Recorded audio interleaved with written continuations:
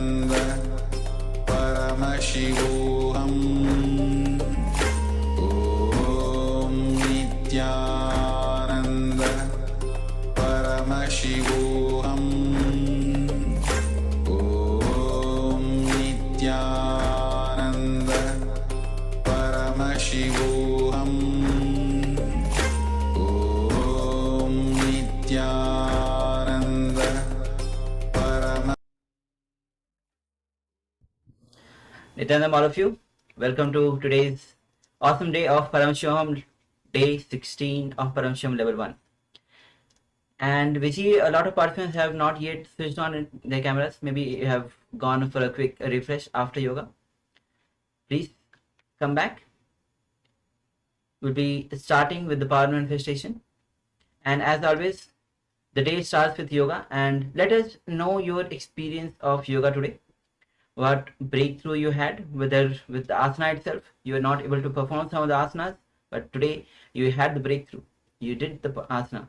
And how you felt, how it is reflecting it in your life itself, how other people are experiencing you after the yoga. Let us know how you're feeling inside, whether you're feeling much more calmer, much more flexible, and you are able to do much more things if you are not able to do before. Any experience that you had, please let us know. The more and more you enrich others, the more you get enriched. So let's share your experience of yoga, requesting all the participants on the YouTube as well. So we'll be starting with the power manifestation. Quickly have the event with you. Grab your events. We'll be starting with seeing picture blindfolded, manifesting the powers of third eye.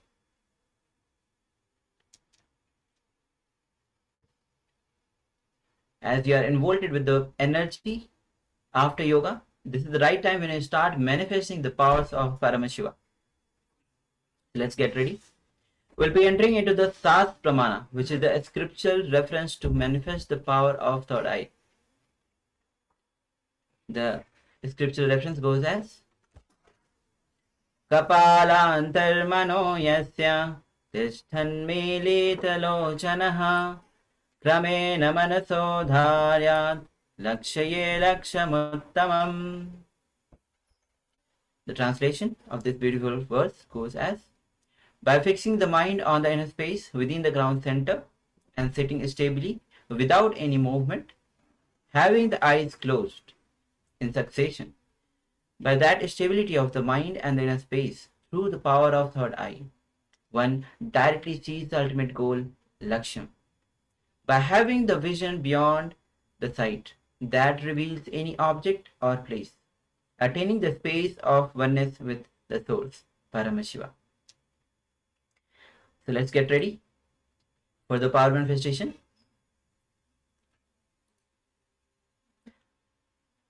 Yes, if you have not yet covered your eyes with a blindfold, take a moment to cover your eyes and switch on your cameras, please, all the participants on the Zoom.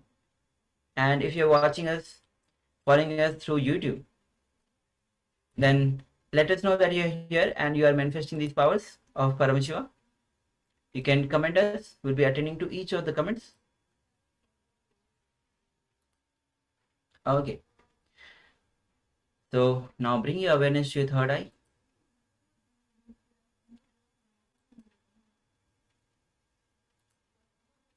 Visualize Swamiji in your third eye.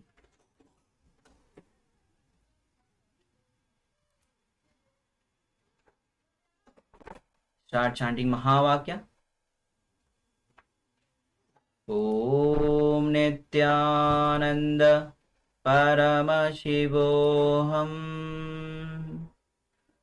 Om Nityananda Paramashivoham. Om Nityananda Paramashivoham. Keep chanting Mahavakya to feel the deep connection with the Supreme Pontiff of Hinduism. Be in absolute unclutching, complete completion and oneness to experience the state, space, powers and being of Paramashiva. Now the image is being projected on your screen. Let's begin this manifestation. Paramashivoham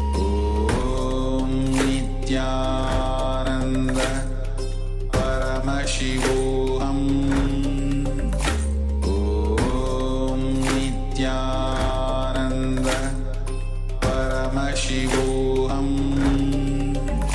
Om Nityananda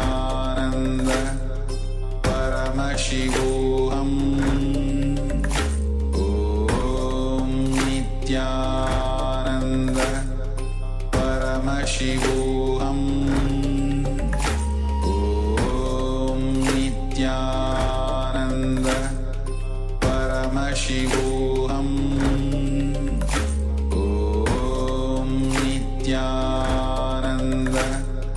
Paramashivoham Om Nityananda Paramashivoham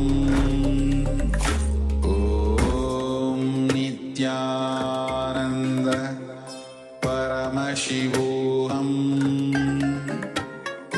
Om Nityananda Paramashivoham Om Nityananda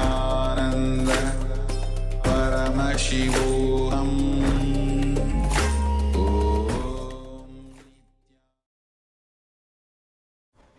Slowly, very slowly, you can remove your eye bands and open your eyes and take a moment to share what was revealed to you through the third eye, what Swamiji revealed to you through the third eye, and all the participants on YouTube, you can share on the YouTube chat.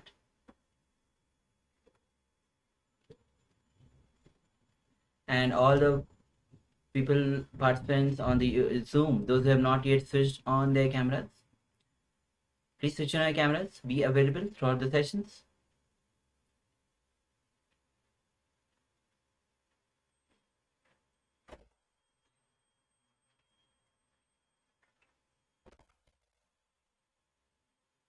And let us know your revelation, what Swamiji revealed to you.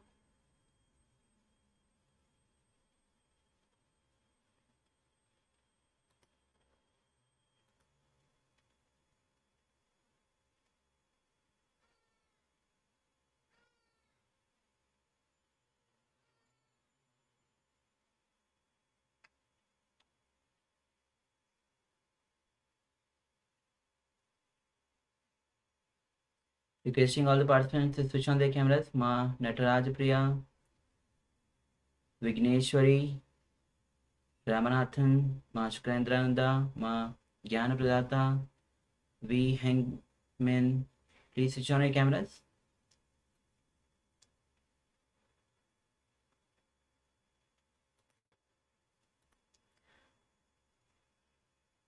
Okay, so let's move to the verification. We'll be showing the image that we actually projected before.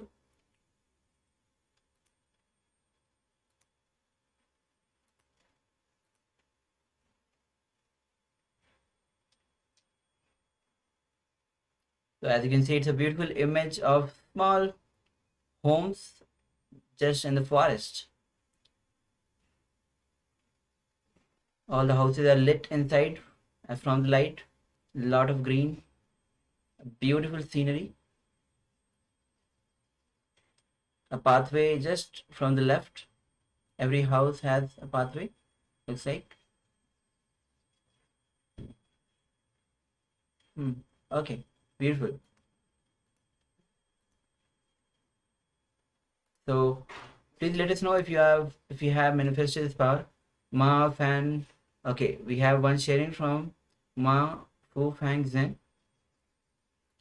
Request, Ma Shutranda, if you are there, please can you give a translation of this?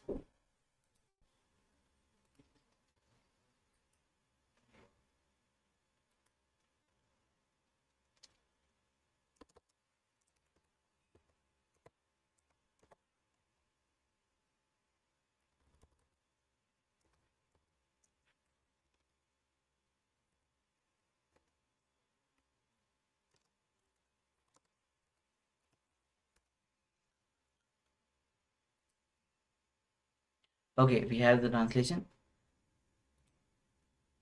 So Mahashukranda says, house outside the house snow dog, human beings like a movie. Wow. Okay, so we'll project the image again. So we definitely have the houses, a lot of houses you can see. Outside the house, snow. We don't have the snow though, but the temperature looks cool, and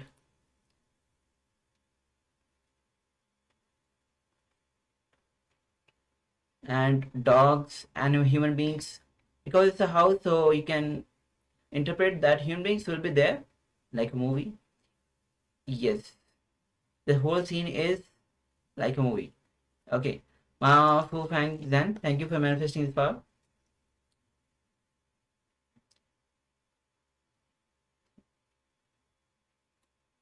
Okay, Ma will attend to this, Ma Shukran. Okay, so let's move to the second round of this manifestation. Take a moment to cover your eyes again and cover your eyes with the eye bands.